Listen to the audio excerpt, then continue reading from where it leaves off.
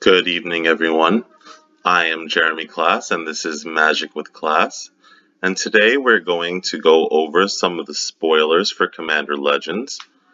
The spoilers officially started as of today. I know there have been some leaks, and I even made a video on the leaks that have been already spoiled. But in this video, I'm only going to be talking about the cards that have officially been spoiled. Right now, I'm on the MTG Salvation website, which is a great resource for looking up what's in individual sets. Some of the cards have already been spoiled and revealed previously, and I will briefly talk about those towards the end of the video. But I'm actually going to start with the cards that were spoiled today. So we're going to take a look and see what I think about those cards. So the first card up is a legendary creature. However, it is an uncommon. Brunellin, the Moon Kraken. I don't know anything about this creature in terms of the lore. I can tell you that this creature is from Zendikar, and I know that because of the hedrons in the art. But I've never seen this card, I've never seen this legendary creature appear in the story. So maybe in a future set they will explore the Moon Kraken a little more. I do like the name, however, and I certainly think this is a creature that Kiora would be very interested in. So now on to the actual card. First, it does have Partner. Partner means that in a game of Commander, you can have two legendary creatures as your commanders, as long as they both have Partner. So right off the bat, that's a very good ability to have. It means that you can supplement this commander with another legendary creature that might support it. It also kind of gives you an extra card in a game of commanders, since you start with two commanders in the command zone. So right away, Partner is a very strong ability. I believe all of the partners in the proper Commander Legends set are monocolor. That's partially for draft purposes, and also it is to reduce the power level of the individual partner cards. I still think that even monocolor partners are extremely strong, and I will be keeping an eye on all of them, because I think not only are they very fun to build around and very unique, since you can mix and match them with any other card with Partner. As I said, they are very, very powerful.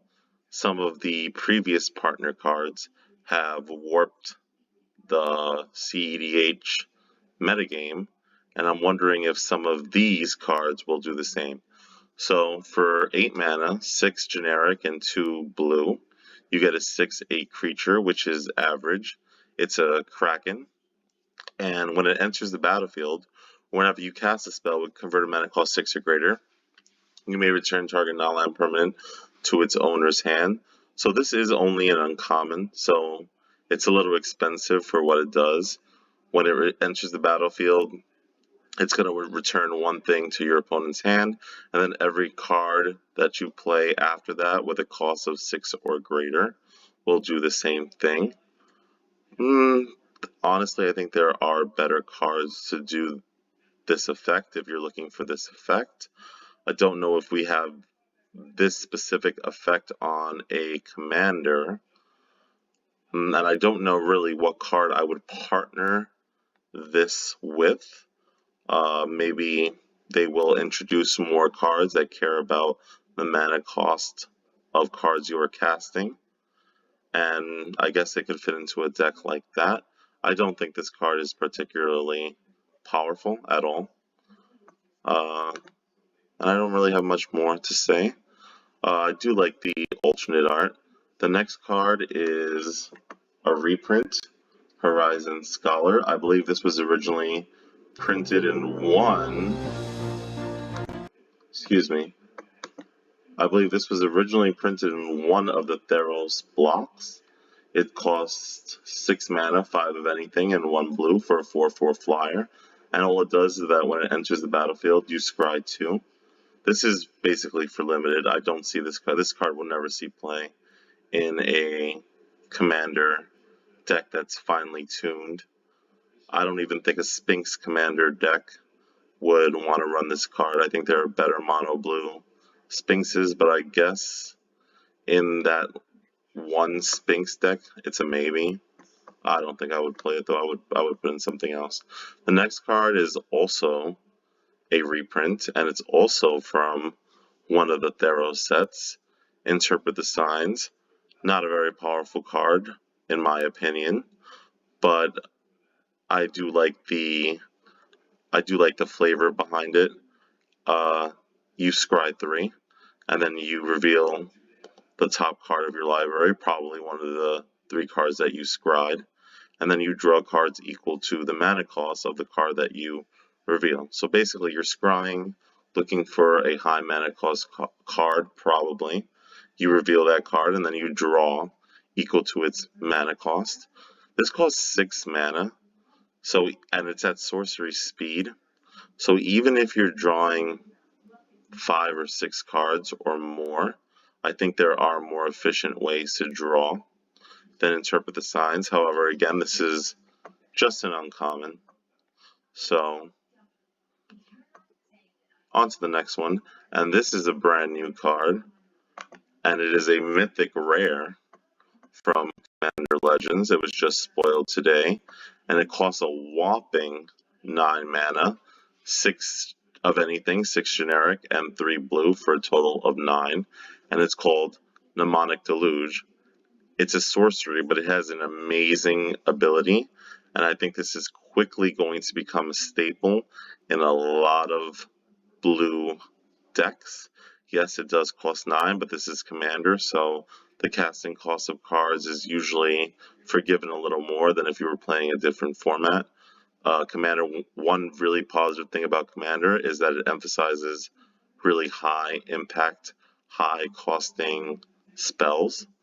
And this card, I have to say, is amazing. So you exile an instant or sorcery in any graveyard. It can be yours, it can be a teammate's, it can be opponent's, any graveyard. Then you copy that spell 3 times, and you cast those copies. You may cast them without paying their mana costs. And then, of course, Mnemonic Deluge is exiled. Now, the first thing I thought of when I saw this card initially was Time Warp. Time Warp is a 5 mana card. It lets you take an extra turn after this one, and it's one of the rare Time Walk effects, Time Walk being another one, that does not exile itself after you cast it. It does not put itself at the bottom of your library. It just goes into your graveyard. That is not particularly common among these time manipulation spells.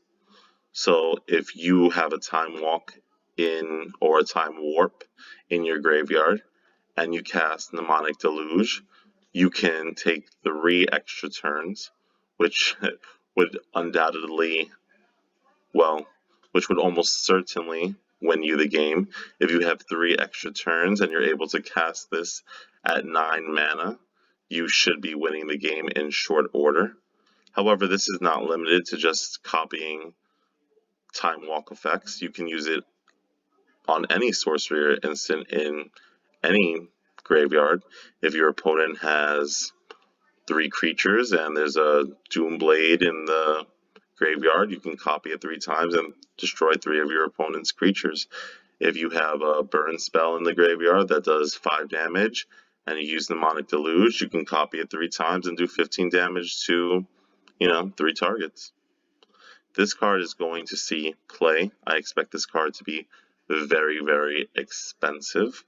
I would not be surprised if this is the chase or one of the chase mythic rares. Many decks, especially decks that cheat the mana costs of cards, will definitely want this. That includes something like Narset, or maybe a deck like Droira that uses suspend and time counters. So any deck that can cheat the cost of a sorcery or an instant, I would definitely expect them to play Mnemonic Deluge. And the art is also really nice. The next card I want to talk about is Confiscate. This card is actually a reprint, but when I was looking at this card, I actually read the flavor text, and I don't think I ever read the flavor text before. So the three characters that are in the art all have cards associated with them. This is Teferi, who I don't think needs any introduction. He was the star of the M21 core set. He's been all over the place lately too. This is Droira. Right here is another picture of her, Droira, Weatherlight Captain. And he is Baron, Talarian Archmage, who was also in M21, and he was at one point, when Ursa was indisposed, he was the headmaster of the Talarian school, and he was actually Teferi's teacher. Now, that was, an interesting bit of lore for some, but it was the flavor text that actually got me to talk about this card. So the flavor text says, I don't understand why he worked so hard on a device to duplicate a sound so easily made with hand and armpit. So first of all, I find it hilarious that Teferi is basically trying to make a machine that replicates fart noises. So this is a fart joke on a magic card. So that's that's pretty interesting. I would not expect a fart joke so cleverly inserted onto a card, and I just like that these three characters appear in the art of this Confiscate card. This card is not particularly well. You know what? It's not terrible. Control magic only can take control of creatures. This is like a control magic that costs 2 more, but it can take control of any permanent, which includes planeswalkers and lands as well. So, I have used this card in the past to take my opponent's planeswalker and then ultimate it. So, any deck that maybe focuses on taking control of the opponent's permanents, that may not be a particularly fun deck to play against, but this card might have a home in a deck like that. Or if you're on theme, if you have a deck maybe based on Teferi or Baron Talarian Archmage, you might want to use this card just for the flavor. The next card is Prying Eyes. Now this is a card that was this is a reprint. This card originally appeared in the Kaladesh block, and I can tell just by the Doctor Spies that are all around. And it's an instant. It draws 4 cards and then discards 2 cards. Again, it's a common. I don't think it's particularly playable in any commander deck that's been finely tuned. But discarding 2 cards is sometimes beneficial because you can use graveyard strategies, reanimation. Maybe you discard something to use with Mnemonic Deluge. So, I'm sure it'll be okay in Commander Legends draft for controlling decks. So the next card does not have a picture associated with it, but it's the ghost of Ramirez De Pietro, and this is a legendary creature, Spirit Pirate. So Merrill actually mentioned this card specifically in his teaser that he posted on Blogatog. He said that there would be a legendary creature, Spirit Pirate, and he or she is, I believe. And its ability is, this card can't be blocked by creatures with toughness 3 or more. And whenever it deals combat damage to a player, choose up to 1 card in any graveyard that has been discarded or milled this turn, and put that card into its owner's hand. It does have Partner. It is an uncommon legendary creature. It's only a 2/3. It's hard to block, and its ability would allow you to basically draw a card that you discard or mill. It does have partner, so you can use the partner that you choose for her to mill yourself or to use cycling effects maybe. Because if you cycle or you discard a card, this card can allow you to get that card back. So maybe in a cycling commander deck or in a deck that self-mills or wants to discard all its cards, maybe in a wheel type deck where you really need a card in your hand but you really want a wheel, this card might be interesting. I don't think these uncommon legendary partner cards are particularly strong, but then again, we have not seen the entire set, so I wouldn't be surprised if there's a really good partner for this card. Now, I also wanted to mention this card because it is the ghost of a card from Legends, and that is this card right here, Ramirez Di Pietro. So I believe she was a rare in the set Legends. She's a legendary creature, human pirate, and this is Gatherer. By the way, Gatherer is an excellent site to look up any card and to look up rulings and sets and legality. If you have a question or if you want to search up a card, I recommend using this website. So this was the original Ramirez De Pietro in Legends. This is, I believe, a reserve list card that's getting quite expensive, and with the spoiler of a card that is basically her ghost, I expect this card's value to go up even more. So this card is terrible. For 6 mana, 3 of anything, 2 black and a blue. It's a legendary creature, human pirate, and it's just a 4/3 with first strike. That's it. Now, there are a lot of pirates in Commander Legends. Pirates have been slowly getting more and more support. They've been getting more and more lords. And the price of some of the pirate cards are actually spiking. Since this is a reserve list card, I expect this card to spike as well. Just for people who want to build this Ramirez De Pietro deck, and they want to have like all the flavor points on point. So the flavor text is Ramirez De Pietro is a most flamboyant pirate. Be careful not to leave his tall tales, especially when you ask his age. Oh, so it's a male. I thought this character was female, but this character actually is a male. I wonder if he's still offended if you would ask him his age as a ghost. Something that's unusual is that this card is blue-black, it's Demir, but the new legendary creature is mono-blue.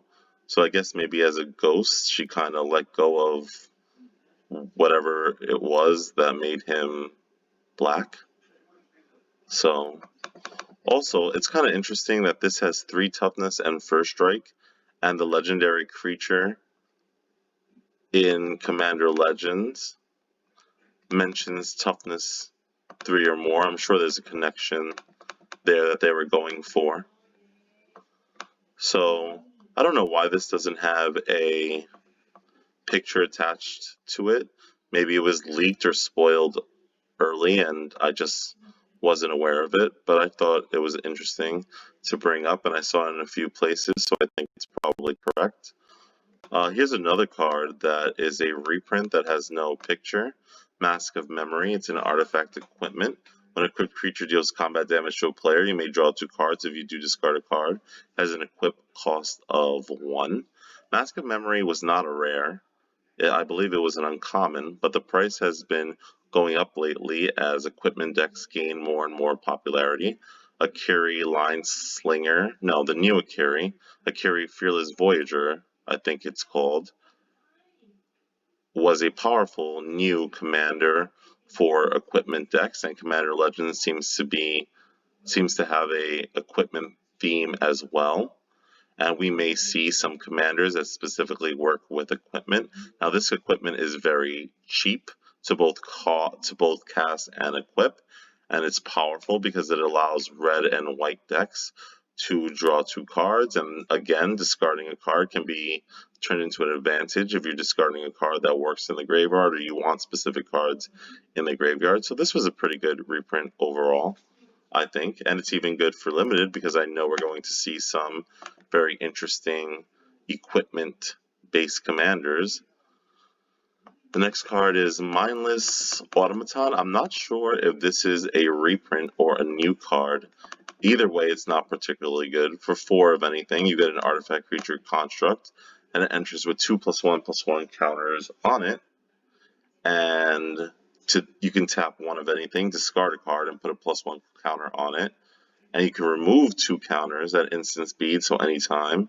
Remove 2/1/1 counters from it, and you can draw a card. So for 2 mana and discarding 2 cards, you can basically draw a new card. So if your hand is complete garbage, you can get rid of 2 cards with this card's ability and just draw a fresh card off the top of the deck. You can also increase the number of +1/+1 counters it has with other cards, and then use the counters it gets from those other cards to draw cards. However, this card is not particularly good. Maybe in a proliferate type of strategy. But even then, I just think there are cards that can do it better. So here's the next card. And this was one of the cards that was spoiled early. This was one of the leaked cards that has now been officially revealed. And it's Tevizat, Doom of Fools is going to be the official name in English. And I have to say, I think this is one of the more powerful cards in the set. First of all, it's part of a cycle of 5 monocolor mythic rare legends. And these cards also get a rare support card as well. And we will see his rare support card in just a few minutes, as that card was also spoiled alongside him. Now, in the story, I know that Tevizat was originally in Fallen Empires. He was like one of the villains in Fallen Empires. He did a lot of evil things. He was overall not a good guy. Truthfully, I don't know much about the lore of this character. He is a planeswalker. I think at one point he had a girlfriend or wife that died, and due to her death, he kind of became enraged and very, very selfish, and he was very hard to control as he planeswalked throughout the universes as like a demonic dragon type monster thing. So the one story that I know he was in that I know kind of well was the final battle with Ursa against Yawgmoth and the Phyrexians. So what happened was that Ursa gathered up 8 other planeswalkers, and he called them the 9 Titans, and he was one of the planeswalkers included, and all 9 Titans wore like a suit of armor, a power suit basically, in order to go to the Phyrexians, infiltrate the Phyrexians, and destroy them in Phyrexia. So he was actually the token evil teammate. A lot of people were quite angry that he was invited to join this team because of all the evil acts he had committed. I think someone even quit when he joined the team, and they had to find someone else. So a lot of people were questioning why Urza wanted this guy to join the team so bad, and it was finally revealed when Tevizat betrays 2 teammates and ends up killing them. This is a move that everyone expected, including Urza, and Urza finally revealed that he basically wanted Tevizat to betray the team so he could justify killing Tevizat, so he could use like the mana generated from him to spring these soul traps and destroy Phyrexia once and for all. Now that makes Urza seem like the real villain here. He invites someone onto the team. He invites a mass murderer, a planeswalker known for his ridiculously evil acts, and he only invites him because he knows that at one point this guy is going to betray the team. Then he uses his betrayal, even though he knew he was going to betray everyone, as an excuse to murder himself, and used his murder victim to try to attempt to murder all the Phyrexians. So that should tell you something about Urza and the type of person that he was and had always been. So who was the real villain in that situation, in that scenario? Was it Tevizat that was the real villain, or was it Urza, who had manipulated events from who knows how long? So the beginning of time, maybe. Anyway, that was a bit of lore on him, and there's actually a lot of lore surrounding Tevizat that I don't even know. So if you're interested, I would give it, I would try to look it up. I think he was in a few of the earlier novels that they printed for Magic the Gathering. Speaking of novels, I am, again, glad that they are doing the short stories on their daily MTG website again. They had stopped doing them for a while, and I actually really missed them. And for Zendikar Rising, they brought them back, and they were pretty good. They had stories concerning the main planeswalkers, Jace, Nissa, and Nahiri, and then they had side stories about some of the legendary characters from Zendikar Rising, they were pretty good. And they had side stories featuring the two legendary creatures, the front-facing legendary creatures in the in the Zendikar Rising commander decks, which was really interesting. So, Tevizat's ability, he's a 5-cost planeswalker for generic for anything, and then 1 black mana for a total of 5. He starts with 4 loyalty, which is a tad low for that cost. However, he has two different abilities to gain him loyalty. The first one is a +2, and it creates 2/0/1 black Thrall creature tokens. Now, the reason he's creating Thralls, I believe, yes, he did like to manipulate and enslave others, and he'd like to boss people around. He was quite manipulative and evil, but he also made his first story appearance, I believe, in Fallen Empires, which had a theme around Thralls, which had support for Thralls. And here is actually one such support card from Fallen Empires that supports Thralls. It's Thrall Champion, who also costs 5, the same cost. It's a creature Thrall, and it just says Thralls, including himself, get +1/+1, so he's a lord for Thralls. He also has a tap ability to gain control of any Thrall for as long as you control this card.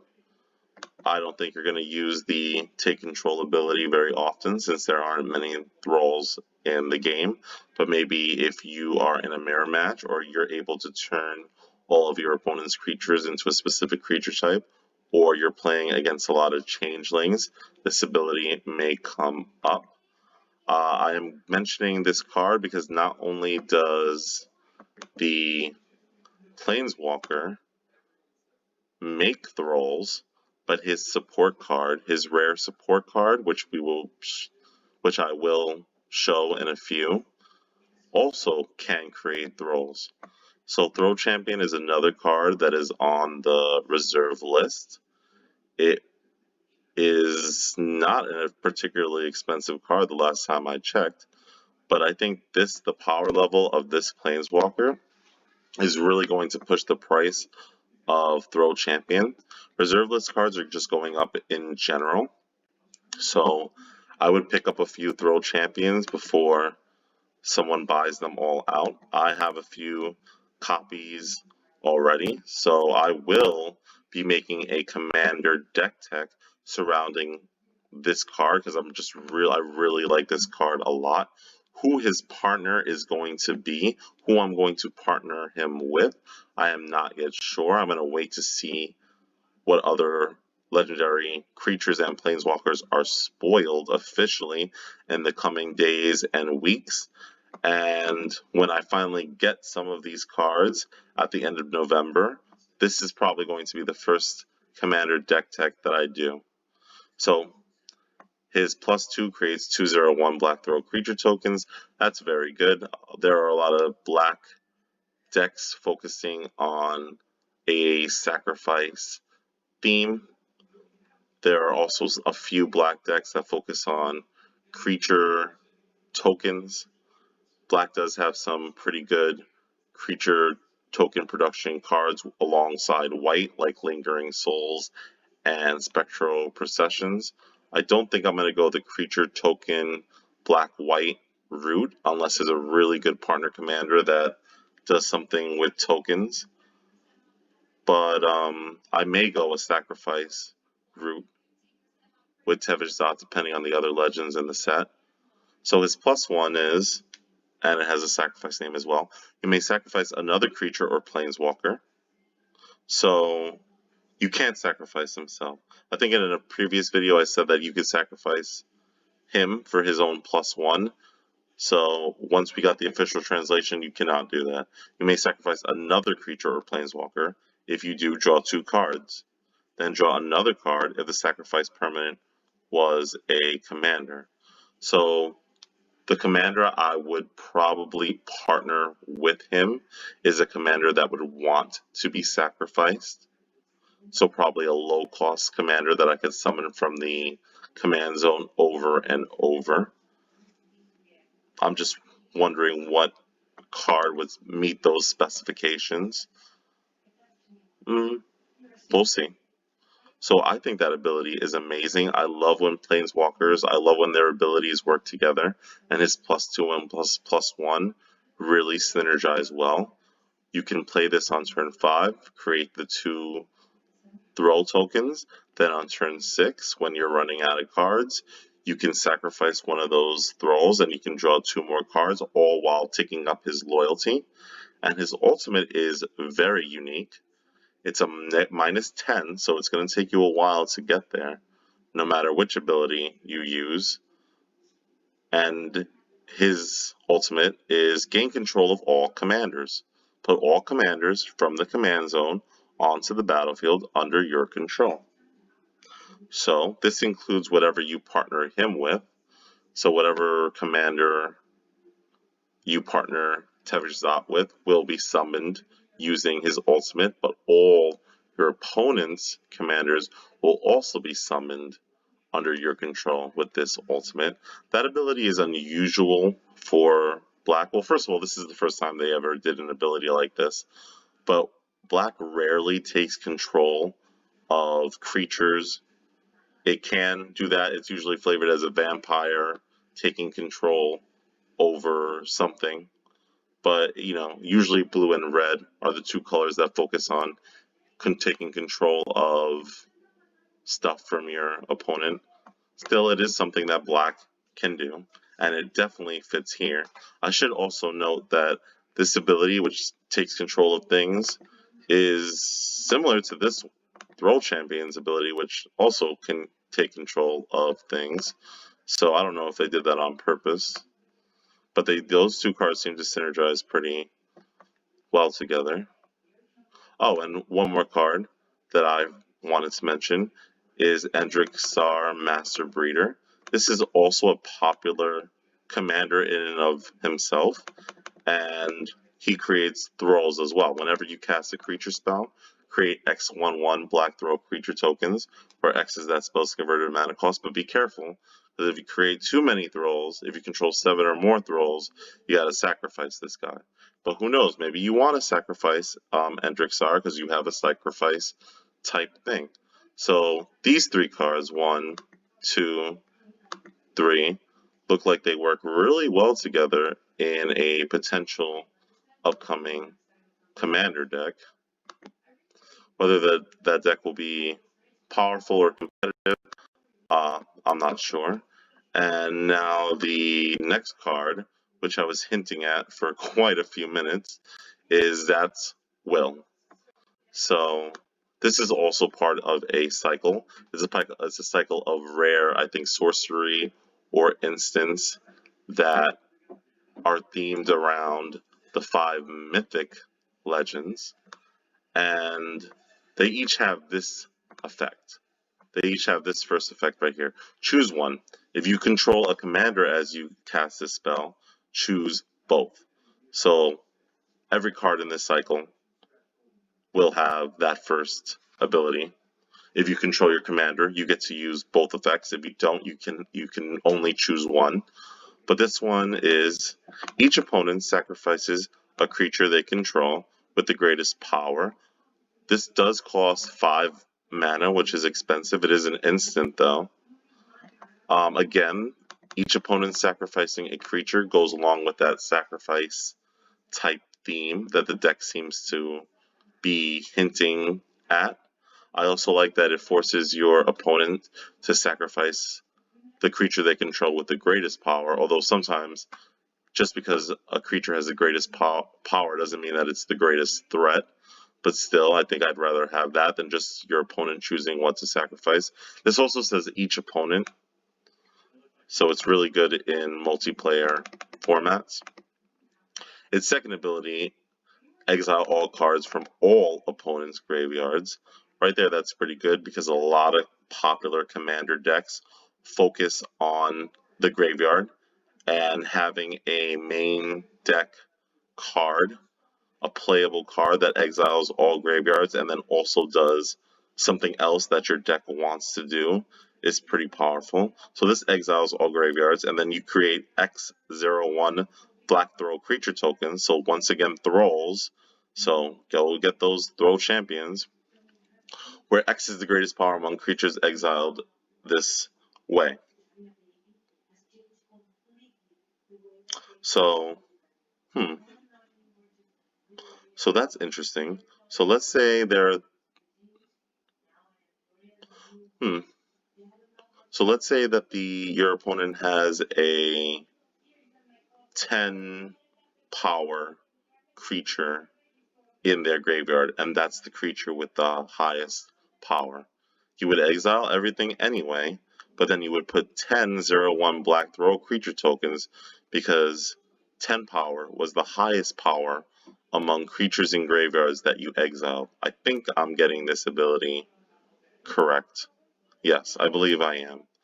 So basically, this isn't looking for your opponent having a lot of cards in their graveyard. It's only looking for your opponent having a really high power, literally a high power card in their graveyard.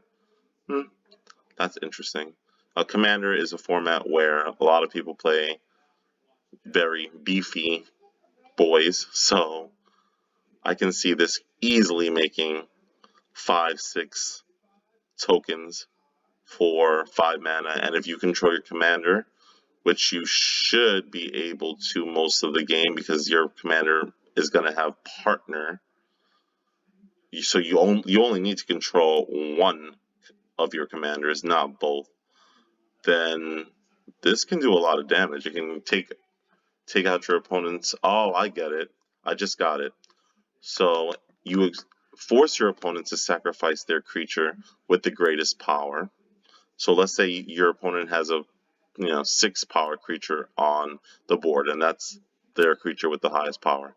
They have to sacrifice it, and then that card gets exiled from their graveyard, and then you would make 6/01 creature tokens. So this card is better than I thought because the two abilities together are extremely synergistic.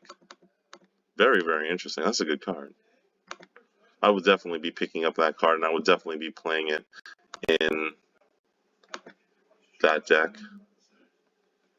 So the next card, I think this card needs no introduction, but I might as well talk about it. It's Vampiric Tutor. So this is a reprint. This is not a new card. It's one of the most famous and most powerful and most competitive black cards. It's an instant. It just costs 1 black mana. You search your library for a card, shuffle your library, put that card on top, and you lose 2 life. It's probably the strongest tutor, and that's probably not even an exaggeration. This is probably the strongest tutor in the entire game. Maybe Demonic Tutor is stronger, but this costs just 1 mana. It doesn't bring the card into your hand. It puts it on top of your deck, and it does cause you to lose 2 life, but this card is just amazing. If you're looking for that one specific card to end the game, to use a combo, to wipe your board, you're gonna need to use Vampiric Tutor. It's just great, and I think any commander deck that runs black can use Vampiric Tutor. The only real excuse you have for not using Vampiric Tutor in a commander deck is because you don't have one. And I would not fault you for not having a Vampiric Tutor, because Vampiric Tutors cost about $100. It has been reprinted. It was originally printed in Visions. It got reprinted once, I believe, in a master set, but it's still right now about $100. This reprint is going to cause the price to go down in the short term. However, this is a mythic rare, so even though I expect Commander Legends to be an extremely, extremely popular set, I don't know how many packs people are going to actually open or how popular the set is going to be, although I expect it's going to be extremely popular. So I don't know how much Vampiric Tutor's price is going to drop. I would say maybe it will be $50 at its lowest, and then it will start climbing back up again. I don't know if it'll ever be $100 again, now that they've shown like a willingness to reprint the card again and again. But, we will have to see. So beautiful art. I love the extended art. The extended art, of course, is only going to be available in the collector boosters, but you can always get a regular art version of Vampiric Tutor in the regular Commander Legends draft boosters.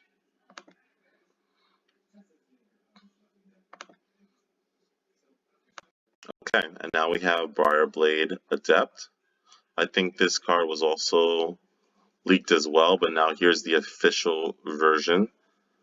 So it's a 5 mana card, 4 of anything, 1 black for an elf assassin. Elves are secondary in black, they're primary in green.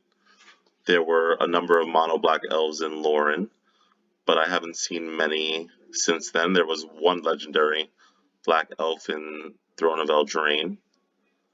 I think this one seems to be flavored as a Lauren dark elf, because I think the assassin creature type was also used in Lauren block.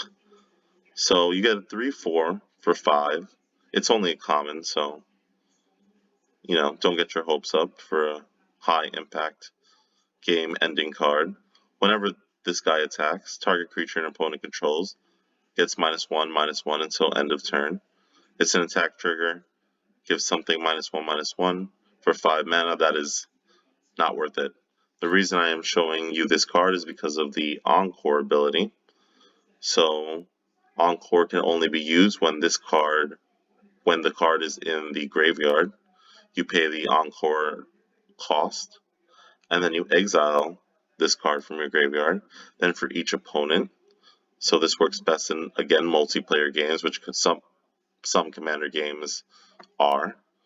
So for each opponent, you create a token copy of the card, and they gain haste, and if they are able to attack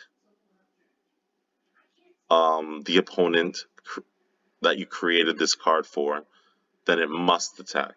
So basically, if you have 3 opponents and you use Encore, you get 3 tokens.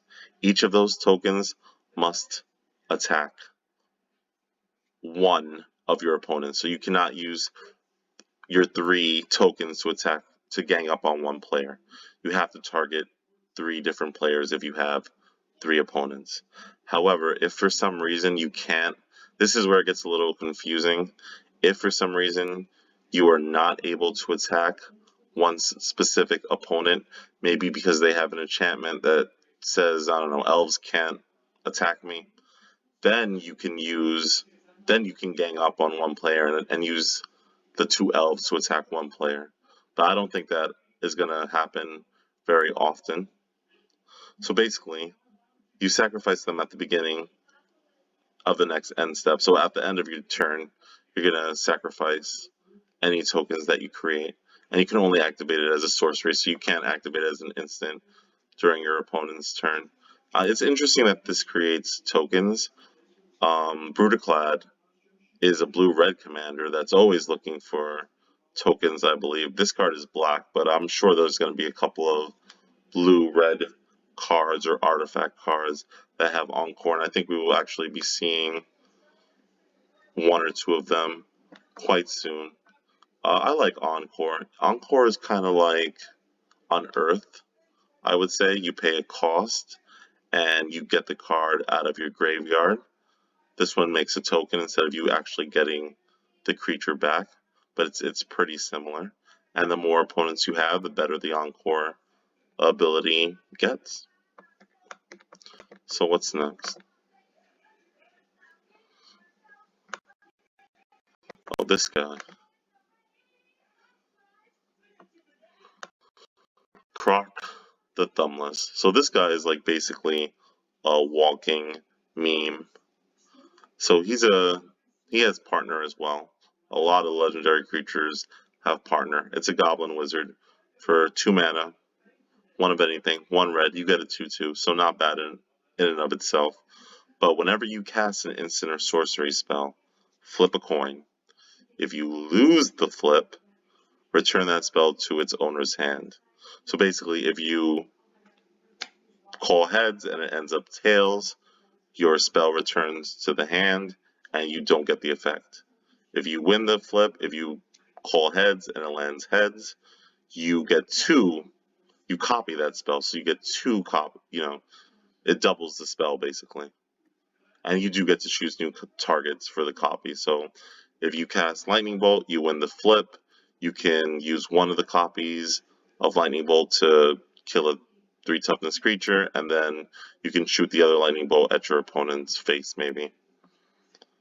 So what's interesting about this is that there's actually been 2 cards featuring Croc's thumbs. One of them was in one of the unsets, and it involves dice rolling, and that's actually where the double or nothing quote comes from. Croc's other thumb, which is in one of the unsets. But then Croc's thumb works with coin flipping. It's a very powerful coin flipping card that you would definitely play in this deck. Now, who the partner would be for such a random card, I don't know. There's also another red card with partner with, and its partner is a blue creature, and they also revolve around coin flipping. So this card will be excellent in that deck and part of the 99 or really 98 of that deck. But I don't know what I would partner with this card if I wanted to put this in my 99. And let me just look up what the Croc's thumb actually does. I know it involves coin flipping. Does it let you reflip the coins?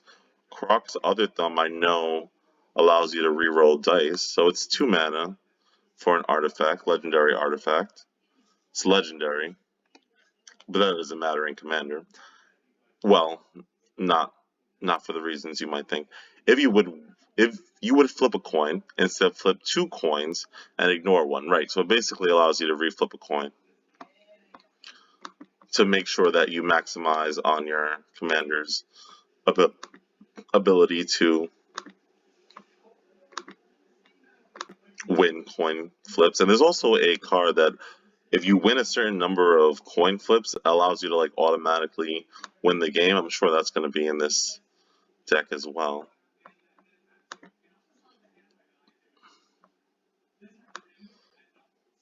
So now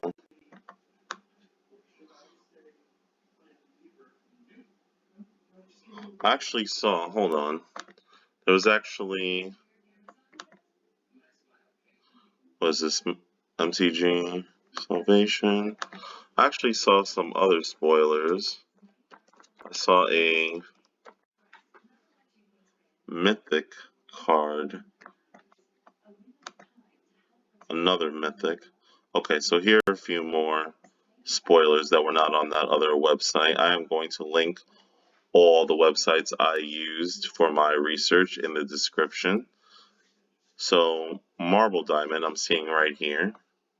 This is a reprint, and all of these cards were getting very expensive. This is part of a cycle of 5 cards, and they all cost 2 mana. They all enter tapped, and they allow you to tap for 1 mana of a specific color. There's 5 of them, 1 for each color of mana. These are excellent, excellent, excellent mana rocks. A lot of mana rocks that cost 3 or more mana are not as good as they once were. A lot of people are playing just mana rocks that cost 0, 1, or 2 mana, and this reprint makes them all very accessible. Now, they've only shown Marble Diamond. I don't see any of the other ones here, but I don't think they would just reprint 1 and not all 5. The next card I'm seeing is Vial Smasher the Fierce, and this is not part of Commander Legends. This is not part of the set exactly. It's actually a card that is only, no, it's going to appear mostly in the Commander Legends collector boosters as part of like 30 something legendary creatures that are not actually in this set but are going to be placed in a special slot in the Commander Legends boosters. There's going to be like a slot that's just for reprints of legendary creatures. However, very, very, very, very rarely in just a regular Commander Legends draft booster, you have a chance of getting one of these old reprinted legendary creatures. And Vial Smasher the Fierce is one of the better older partner cards. I believe all of the older partner cards are getting reprinted in this form, but I am not sure. But Vial Smasher the Fierce is a pretty competitive card, as are a lot of the old partner cards now, so that's pretty interesting. And Xenagos, God of Revels, I believe, is the same thing. It's not in the set exactly.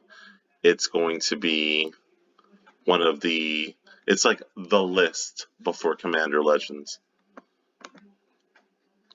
Okay, this card, mono white, it has partner though. Rebek, Architect of Ascension. And I do not know anything about Rebek, Architect of Ascension. Do not know where he or she, can't really tell, the art is pretty blurry. I cannot tell where he or she is from. And I don't know any story lore about this character. If you do, leave it in the comments. Artifacts you control have protection from each converted mana cost among artifacts you control. That's kind of interesting. So you control an artifact that has a converted mana cost of 2, then that card has protection from converted mana cost of 2. If you control 3 artifacts that cost 2, 3, and 4, then all your artifacts have protection from converted mana cost 2, 3, and 4.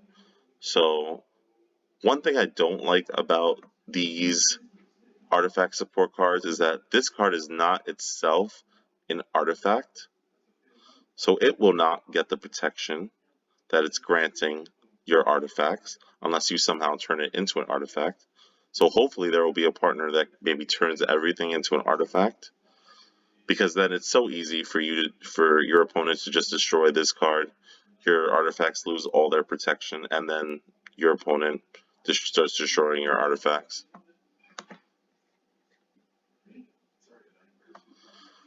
The next one, Blade Crypt Prototype. It's generic. It's a 5-mana card, 3/2 flyer for 5. When it deals damage to a player, destroy target non-land permanent of that player's choice that one of your opponents controls. So I just wanted to say that if you're playing 1v1, or if there's only one player left in the game besides you, and you deal damage to that player, they have to choose one of their own non-land permanents to destroy. Of course, they'll probably choose their weakest one.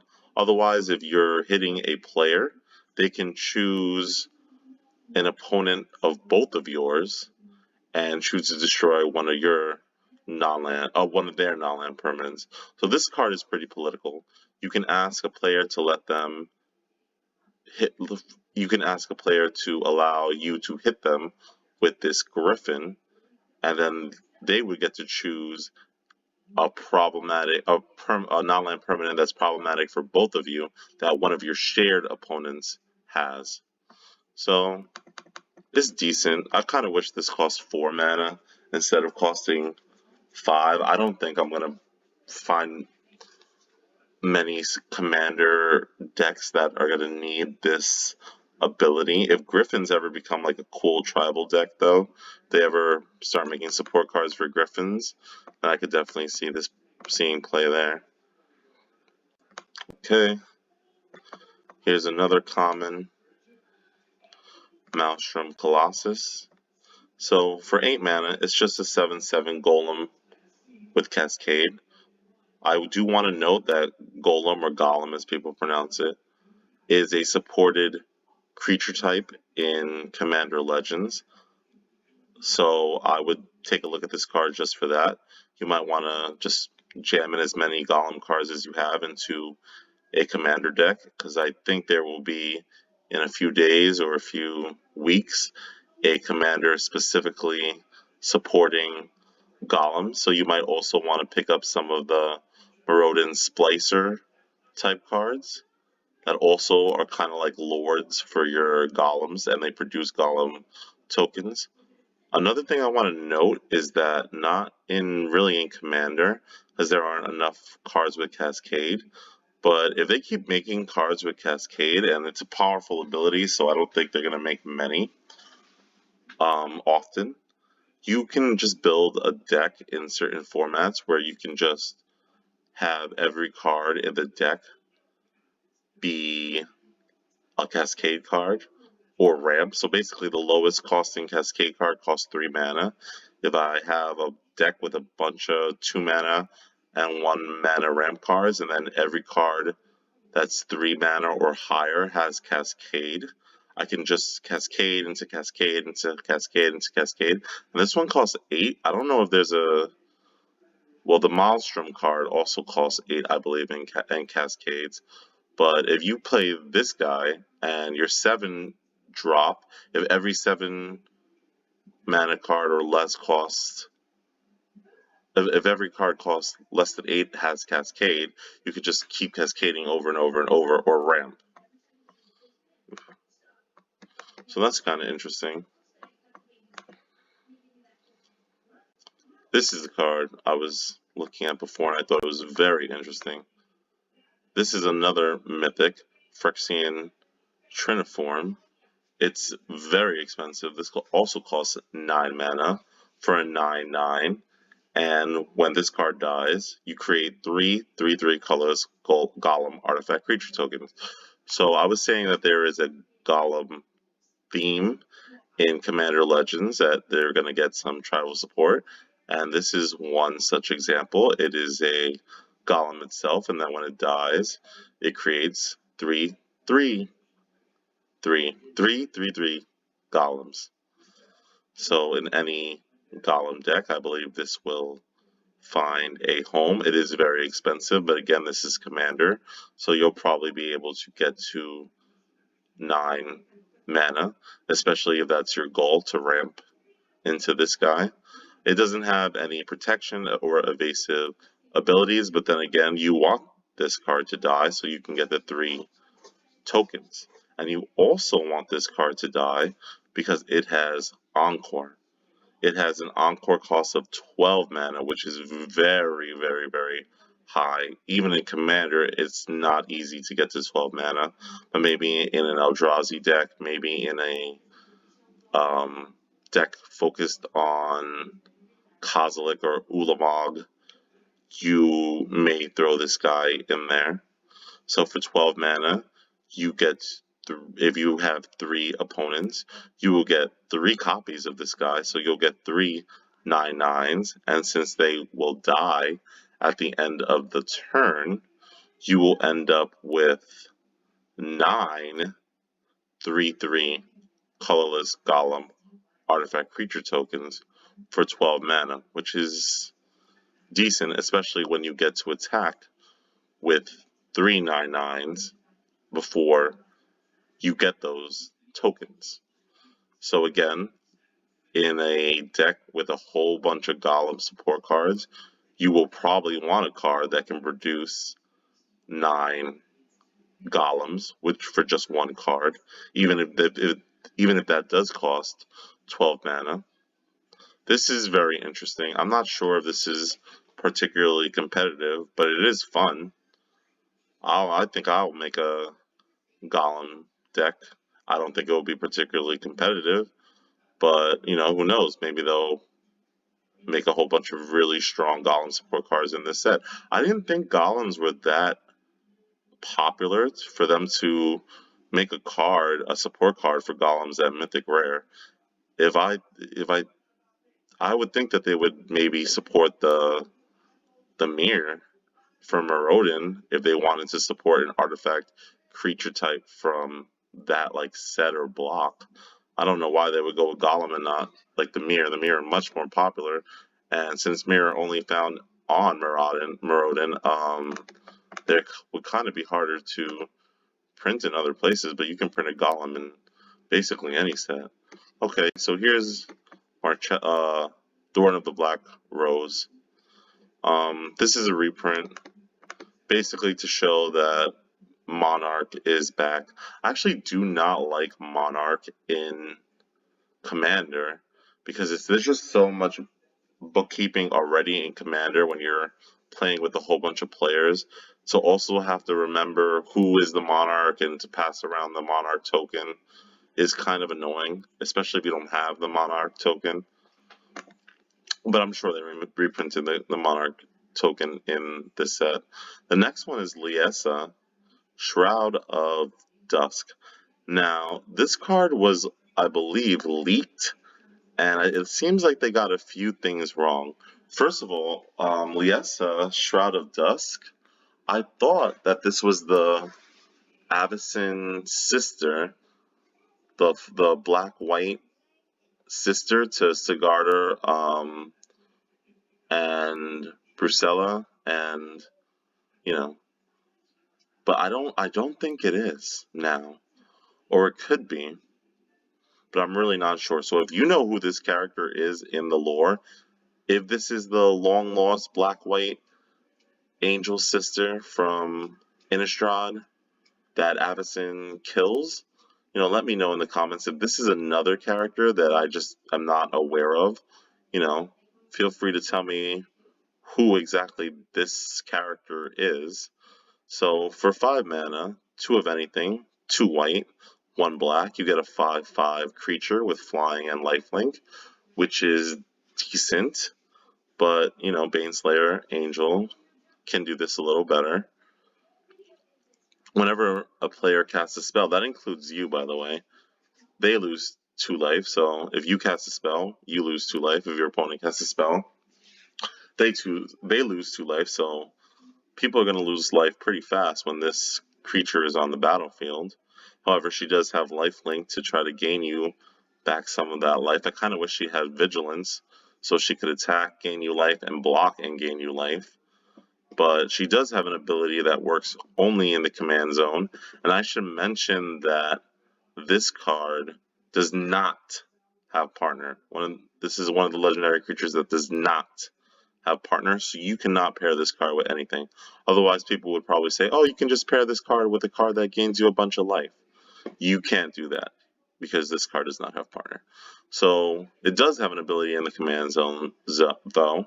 Rather than pay 2 for each previous time you've cast a spell from the command zone this game, pay 2 life that many times. So the first time you cast this card, it just costs 5 mana. The second time, instead of it costing 7 mana in total, it would still cost 5, but then it would cost you 2 life. The third time you cast it, it would cost 5 mana still, but then it would cost you 4 life. And that would keep going and keep going and keep going. So basically, you don't have to pay the commander tax in mana.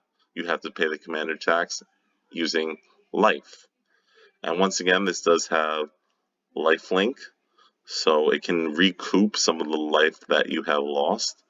But when you cast a spell, you're going to lose 2 life. So this is a deck where you really have to be in control of your life total.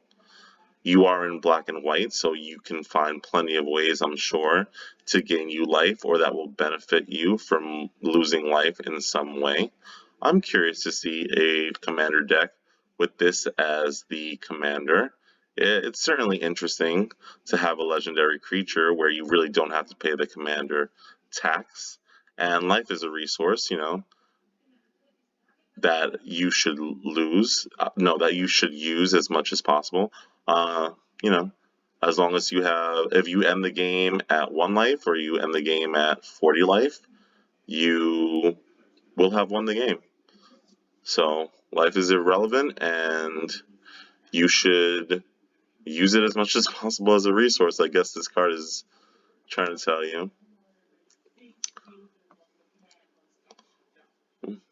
Also, I guess like draining cards or cards that deal damage to your opponent equals to the life loss during your turn would be good with that commander. The next card is also a mythic rare. It's an equipment, artifact equipment.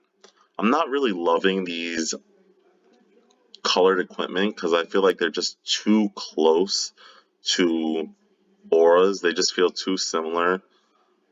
In general, I don't like that artifact is going in a colored direction, because then I feel like there's no differentiating between an artifact and an enchantment, or an equipment and an aura. What's also like blending that differentiation is the fact that black can now destroy enchantments. So you can't even say, well, black can't destroy, you can't say that black can't destroy enchantments anymore. So anyway, this card gives, so it costs 2, 1 white and 1 anything. The equip is 4, which is a bit high. Equip creature gets +2/+2. That's okay. It gives no other keywords or anything. Whenever equipped creature attacks the player with the most life or tied for the most life, you create a 4/4 angel tapped and attacking that player. So for an investment of 6 mana, I give one of my creatures +2/+2, and when it attacks, but only if it attacks the player with the highest life, then I get a tapped 4/4 angel. That's it. I mean, it's cool that you get a 4/4 angel every turn, and in angel tribal decks, this is kind of cool because it's something low in mana cost that you can play, since most angel cards are like higher casting cost. But that seems like an awful lot of hoops just to produce a 4/4 every turn. In some equipment decks where they can mitigate the equip cost, maybe make the equip cost 0, this could be decent because you can play this for 2 mana, equip it for nothing in a Sir Gwen deck, and then it gets +2/+2 when you attack, and you get an angel, and you can do that every turn. I don't know if this card should be mythic, though. I think that honestly this card would have been fine at rare. I'm probably missing something here. And this card is a lot more powerful than my initial thoughts, but I think this is meh. Also, this reminds me of like one of the Avacyn equipments. I think that also like very slowly puts angels onto the battlefield. This is better than that, though. Let's keep going. Oh, so this is the This is the picture of Ghost of Ramirez De Pietro that I showed you previously. Okay, Siren, Storm Tamer. This card was in the Ixalan block. It's a Siren, Pirate, Wizard, so a lot of creature types. Pirate and Wizard are both relevant. This card actually got an expensive, even though it wasn't a rare. So I'm kind of glad they reprinted here. It is a good card, though. Next one is Cyani Eye of the Storm. So another one of these uncommon legendary creatures. This one is a Jin Monk. So this card is from Tarkir, flavor-wise. For 4 mana, 3 of anything, and 1 blue, you get a 3/2 flyer. So right away, not the best rate. It does have partner though, so you can partner it with maybe another higher cost, higher power type card. Its partner probably should have flying though, because this is a flying support card. So whenever this guy or girl attacks, scry X, where X is the number of attacking creatures with flying. So when this card attacks, you're at least going to scry 1 because this card has flying. If you also have 4 other attacking creatures and you're attacking with 5 flying creatures, then you would scry 5. They don't usually let you scry huge numbers, so I guess that could be interesting in trying to rearrange your entire deck, or just like trying to get key cards into your hand. But I don't know. I don't think I would go all in a flying deck just for this character. And also, I don't know who this is in Tarkir. I guess maybe in a return visit they could focus more on who this character is. Maybe give them another card. Okay. So this is another mythic. Sphinx of the Second Sun. So I can tell you that this card is from Amonkhet, because the Second Sun is from Amonkhet. Approach of the Second Sun was a popular deck and win condition from that block. I even think you got like what were those deck, like standard, competitive, and were they event decks? I think Approach of the Second Sun got like an event deck based around it. So this card costs a lot too, which seems to be a recurring theme. Then again, it is Commander. So for 8 mana, you get a 6/6 flyer. That's not great. And at the beginning of your post-combat main phase, so that's interesting. You don't see many cards that activate in your post-combat main phase. You get an additional beginning phase after this phase. So after your combat step, you go to your second main phase, and then this card's ability activates. And after that second main phase, you get to untap again, you do any upkeep costs, and then you draw. And then what happens? You get another... No, you don't get another combat step or a combat phase. So basically, in your second main phase, you get to untap all your lands, draw another card, and if you have any cards that have an upkeep effect, you get them again.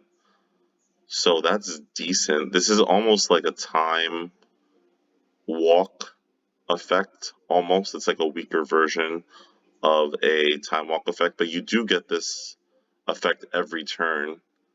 But as soon as your opponents see this card, I think they're going to try to kill it on sight. Obviously, this deck would work well in a deck that has a lot of flash or that works at instant speed, because you get to untap, but you don't get another main phase, so it's not like you can just cast creatures or anything unless they have flash, or you can't cast spells unless they're instants. So this seems like it would be a decent win condition in a very controlling, maybe mono blue commander deck. Maybe Baral, Chief of Compliance, would want to run this guy as like a finisher. I don't know if this card is going to be fun to play against, but we'll see. It is very powerful, I will say. Blue seems to... two blue mythics were spoiled, and they both seem pretty strong. So the next one, Warden of Evil's Isles. I said that in Commander Legends there's a flying theme, as we saw from the uncommon legendary creature just above. So creature spells with flying, you cast, cost 1 less to cast. Not bad. Blue doesn't normally lower the cost of things, but lowering the cost of your flyers in a blue deck is decent. Next card, Nimrus, Wona's Trickster. So Wona is the Queen of the Fae from Lauren, who is responsible for the Great Aurora, for turning Lauren into Shadowmoor and then back again every, I think, 1,000 years. This was another card in Marrow's teaser that he posted. He mentioned that there will be a legendary creature, Fairy Knight. Knight is a supported type, and so is Fairy, but you don't normally see them together. Normally, fairies are rogues, so this is an uncommon creature type combination. So it costs 5 mana, 3 of anything, 1 blue, 1 black, and it's only a 1/6. That's a weird power and toughness combination as well. Very low power, decent toughness though. It has flash and flying. It does not have partner, but it is legendary, so it can be your commander, but you can't pair it with anything. So basically, this is for, I guess, the Dimir Flash deck that they've been experimenting with. Recently, black was made like secondary in Flash when it used to very rarely get Flash. Now it's getting the ability Flash way more often. So I guess this is a commander for like your blue-black Flash decks. The problem is that this card would have been much better as a fairy rogue, because right now in standard, one of the more powerful decks is Dimir Rogues, and that has a ton of cards that function using Flash. So I think the Knight type is, makes the card actually weaker. So what's its ability? Whenever you cast your first spell during each opponent's turn. Okay, so that's right. It works with cards that have Flash, or it works with instants. Look at the top 2 cards of your library. 1 goes to the graveyard, 1 goes into your hand. So if you're playing with 3 opponents and you're able to cast a card with Flash or an instant every turn, you can draw maybe 3 cards per round before it gets back to you. So that's decent. The cost is high though. 5 mana is really high. So you don't want to get this guy or girl, you don't want to get this fairy onto the field and then have one of your 3 opponents automatically kill it. But if you're playing this guy for 5, how much mana are you really going to have left over to protect it or cast cards with Flash or cast instants? This would have been really good as like a 1/1 for like 2 mana with all the same abilities. But I guess that would have been pretty overpowered. Interesting. I don't know who this is either in the lore. Nimrus, is that a character that was in Lauren block? I don't remember. Maybe she's like an attendant of the queen.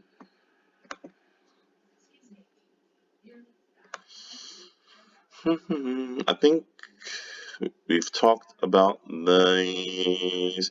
Okay, so now we're into the cards that were already spoiled and the leaks. I already talked about this card a little bit. I'll talk about it a little bit more. This is Jessica, Thrice Reborn. So Jessica was a character. She was the sister of Kamal, another character that has two legendary creatures, and also he also got a legendary sorcery in Dominaria bearing his name. So she was like, at one point she turned into Phage the Untouchable. At one point she was like a chroma. That's why she's called Thrice Reborn, because she was at one point 3 different people. So she was a Planeswalker very briefly, I think. I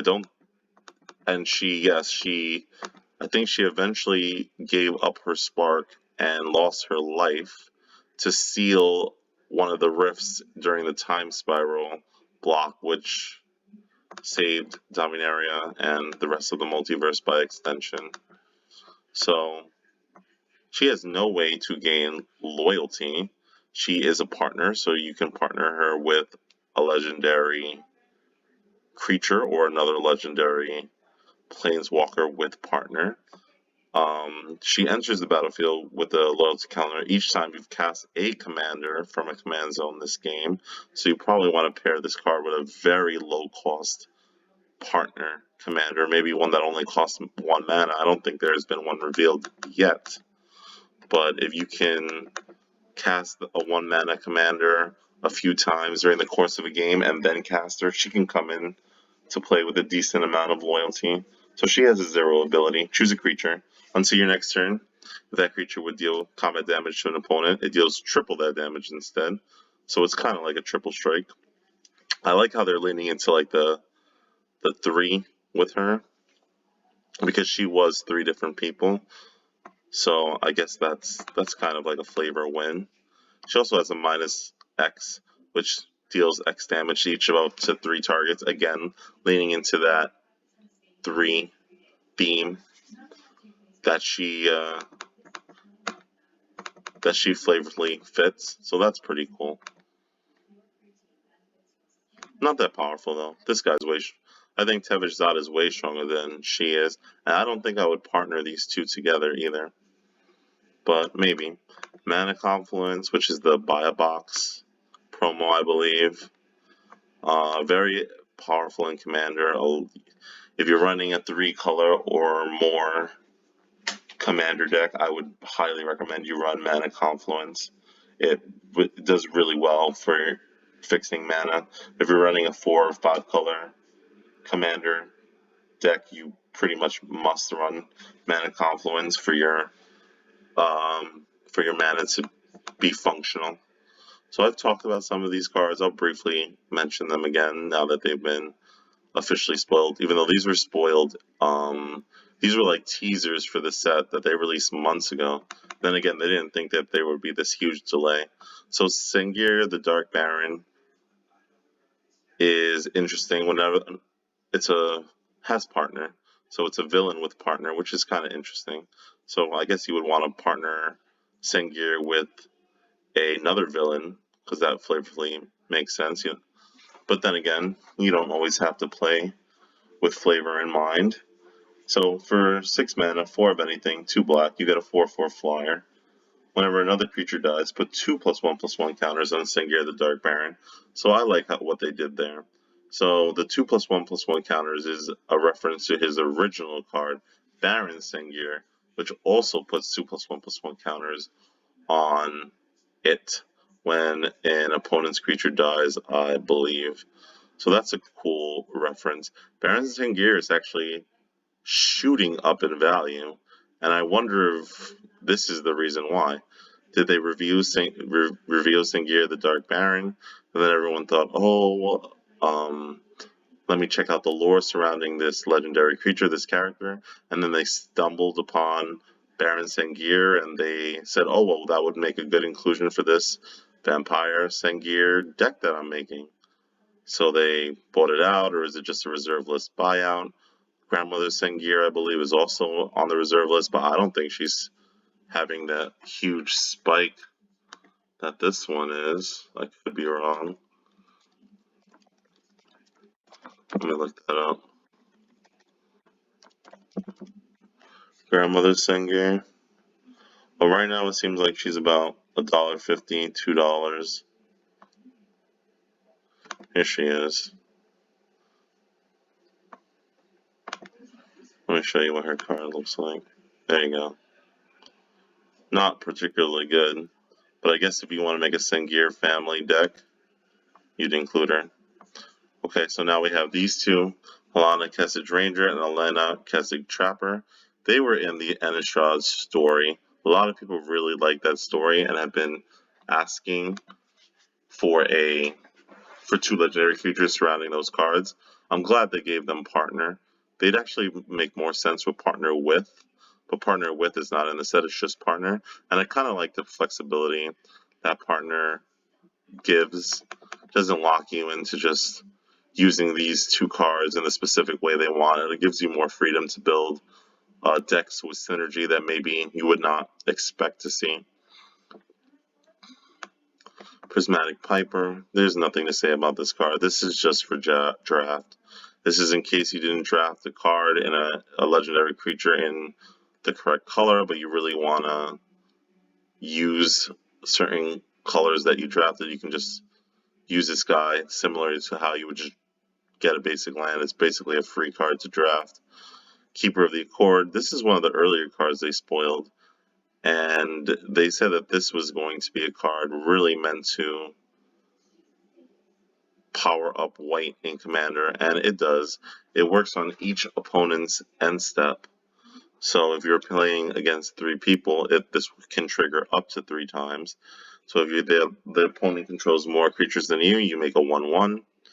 If your opponent has more lands than you get a basic plains, and you can ramp with this.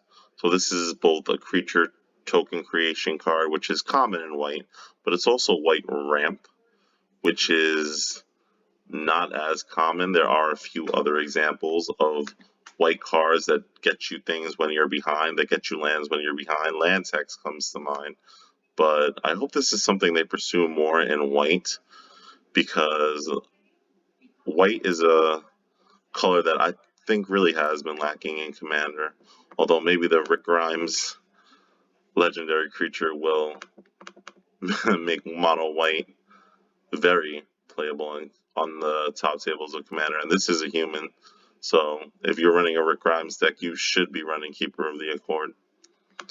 So Command Tower, Commander Spear, they need no introduction. Of course you would find them in a Commander set. Prosh, again, this is one of the cards that is not in the set proper. It's one of those special older legendary cards that you will find in collector's boosters. You're guaranteed, I think, 2 in collector's boosters. Might be 1, but I think it's 2. And then very, very, very, very, very rarely in a regular draft Commander Legends booster, you're going to maybe open one of these. However, I will say that the extended art cards are exclusive. I think I said this before. The extended art cards are exclusive to Commander Legends collector boosters. You will not find an extended art card in the regular set draft boosters. So finally, this comes to almost the end of the video. Here are the 5 dual lands that almost every set is like obligated to have. This completes the cycle that they started in Battle Bond. These lands are very powerful in multiplayer commanders. As long as you have 2 or more opponents, they entered untapped, which is amazing. And they provide one of 2 different colors. So they do not have the basic land types, which makes them weaker than like the original dual lands. However, if you are playing against 2 or more people, these will function very, very, very similarly to the original alpha duels. So I think the Battle Bond ones are still underpriced. I think they should go up in value just because they're just so playable in Commander. I don't know how much these are going to start for. Probably, I would say like $10 a land. They've been making really good lands though, very powerful lands. In Commander, it's just so important to run as many lands as possible that do not come onto the battlefield tapped. So any deck that's using these colors, and you know it's a deck that you will be playing in a multiplayer environment, you could probably even just replace a basic land with one of these cards. So there you have it. Those are the Commander Legends spoilers so far. Please tune in tomorrow and I will go over some of the other spoilers. Thank you for joining. I know this was a long video. Please give me your comments, concerns, and I'm always looking to do better. So, let me know how you felt about this video. Leave it if you have any questions. I'll be more than glad to answer. And if this is something that you enjoyed, hopefully I can start doing this more often. So, once again, my name is Jeremy Class. This is Magic with Class. And I'm always reminding you to gather with class. Thanks, everyone. Have a great night.